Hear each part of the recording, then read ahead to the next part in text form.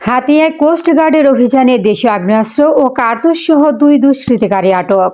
হানিফুদ্দিন সাকিব, হাতিয়া প্রতিনিধি।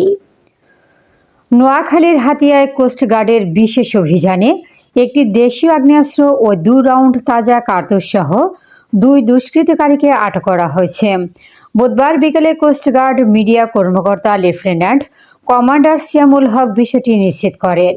তিনি জানান, গোপন সংবাদের ভিত্তিতে গত মঙ্গলবার রাত আনুমানিক 9টায় কোস্টগার্ড স্টেশন হাতিয়া কর্তৃক নোয়াখালীর হাতিয়া উপজেলার 1 নম্বর খিরদিয়া বলির বীজ সংলগ্ন এলাকায় অপারেশন ডেভিল হান্ট ফেজ 2 এর আওতায় একটি বিশেষ অভিযান পরিচালনা করা হয়। অভিযান চলাকালে উক্ত এলাকা থেকে একটি দেশীয় আগ্নেয়াস্ত্র ও 2 রাউন্ড তাজা কার্তুজ সহ 2 দুষ্কৃতিকারীকে আটক করা হয়।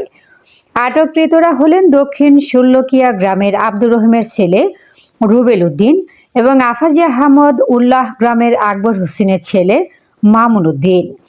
প্রাথমিক জিজ্ঞাসাবাদে জানা গেছে, আটক ব্যক্তিরা বিভিন্ন নাশকতামূলক কর্মকাণ্ডের মাধ্যমে এলাকায় জনমনে আতঙ্ক সৃষ্টি করে আসছিল। আটককৃতদের কাছ থেকে উদ্ধারকৃত আলামত সহ পরবর্তী আইনানুগ ব্যবস্থা গ্রহণের জন্য তাদের হাতিয়া থানায় হস্তান্তর করা হয়েছে। লেফটেন্যান্ট কমান্ডার সিয়ামুল হক আরও বলেন, দেশের আইন শৃঙ্খলা পরিস্থিতি স্বাভাবিক ও স্থিতিশীল রাখতে বাংলাদেশ কোস্টগার্ড ভবিষ্যতেও এ ধরনের অভিযান অব্যাহত রাখবে।